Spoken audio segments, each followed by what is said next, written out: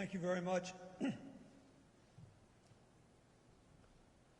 First, I thank John Miles and the Lewis family and John's incomparable staff for a chance to say a few words about a man I loved for a long time. I am grateful, Pastor Warnock, to say it in Ebenezer, a holy place sanctified by both the faith and the works of those who have worshiped here. I thank my friend, Reverend Bernice King, who stood by my side and gave a fascinating sermon in one of the most challenging periods of my life. I thank President and Mrs. Bush, President Obama, Speaker Pelosi, thank you, and Representative Hoyer and Representative Clyburn, who I really thank for, with the stroke of a hand, ending an intra-family fight within our party, proving that peace is needed by everyone. Madam Mayor, thank you. You have faced more than a fair share of challenges in these last few months, and you have faced them with candor and dignity and honor, and I thank you for your leadership.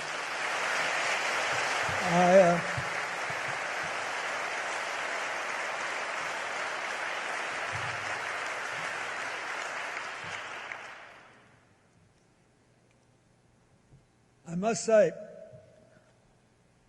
for a fellow that got a start speaking to chickens, John's gotten a pretty finely organized and orchestrated and deeply deserved send-off this last week. His homegoing has been something to behold. I think it's important that all of us who loved him remember that he was, after all, a human being. A man like all other humans, born with strengths that he made the most of when many don't. Born with weaknesses that he worked hard to beat down when many can't. But still a person. It made him more interesting, and it made him, in my mind, even greater. 20 years ago, we celebrated the 35th anniversary of the Selma March, and we walked together along with Coretta and many others from the movement who are no longer with us. We're grateful for Andy Young and Reverend Jackson and Diane Nash and many others who survive. But on that day, I got him to replay for me a story he told me when we first met back in the 1970s. And I said, you know, I was just an aspiring whatever Southern politician and hadn't been elected governor, and he was already a legend. So I said, John, what's the closest you ever actually came to getting killed doing this? And he said, well, once we were at a demonstration and I got knocked down on the ground and people were getting beat up pretty bad, and all of a sudden I looked up and there was a man holding a long, heavy piece of pipe, and he lifted it and was clearly going to bring it right down into my skull. And at the very last second, I turned my neck away, and then the crowd pushed him a little bit. And a couple of seconds later, I couldn't believe I was still alive. I think it's important to remember that. First, because he was a quick thinker. And secondly, because he was here on a mission that was bigger than personal ambition. Things like that sometimes just happen, but usually they don't. I think three things happened to John Lewis long before we met and became friends that made him who he was. First, the famous story of John at 4 with his cousins and siblings holding his aunt's hand, more than a dozen of them, running around in a little old wooden house as the wind threatened to blow the house off its moorings, going to the place where the house was rising and all those tiny bodies trying to weigh it down. I think he learned something about the power of working together, something that was more powerful than any instruction. Second, nearly 20 years later, when he was 23, the youngest speaker and the last speaker at the March on Washington, when he gave a great speech urging people to take to the streets across the South to seize the chance to finally end racism. And he listened to people that he knew had the same goal, say, well, we have to be careful how we say this because we're trying to get converts,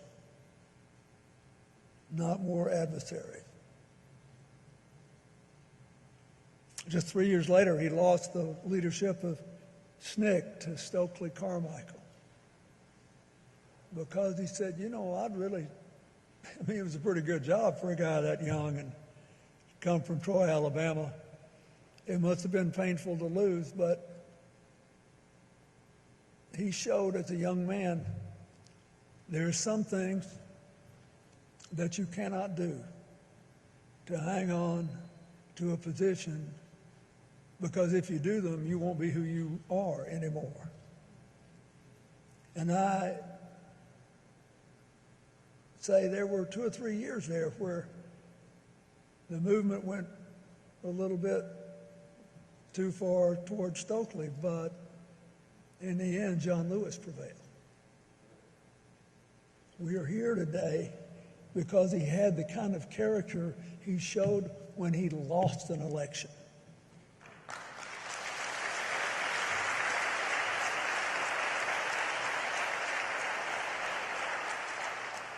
Then there was Bloody Sunday.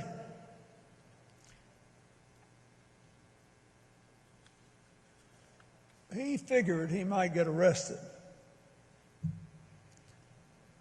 And this is really important, for all the rhapsodic things we all believe about John Lewis. He had a really good mind, and he was always trying to figure out, how can I make the most of every single moment? So he's getting ready to march from Selma to Montgomery. He wants to get across the bridge. What do we remember? He cut quite a strange figure. He had a trench coat and a backpack. Now, young people probably think that's no big deal, but there weren't that many backpacks back then. And you never saw anybody in a trench coat looking halfway dressed up with a backpack. But John put an apple, an orange, a toothbrush, toothpaste in the backpack to take care of his body because he figured he would get arrested. And 2 books. One, a book by Richard Hofstadter on America's political tradition to feed his mind. And one, the autobiography of Thomas Merton, a Roman Catholic Trappist monk who was the son of itinerant artists making an astonishing personal transformation. What's a young guy who's about to get his brains beat out and planning on going to prison doing, taking that? I think he figured that if Thomas Merton could find his way and keep his faith and believe in the future, he, John Lewis, could too. And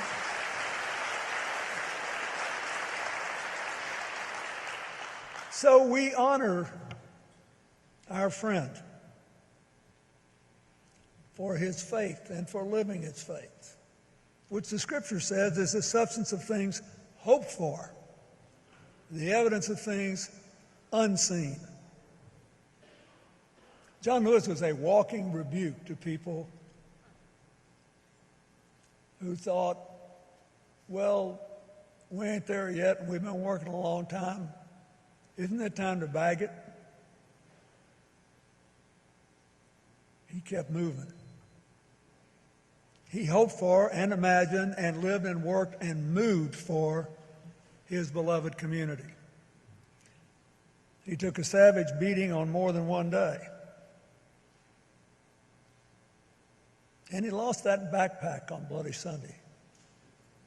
Nobody really knows what happened to it. Maybe someday someone will be stricken with conscience and give some of it back. But what it represented never disappeared from John Lewis's spirit. We honor that memory today because as a child he learned to walk with the wind, to march with others to save a tiny house. Because as a young man he challenged others to join him with love and dignity to hold America's house down and open the doors of America to all its people.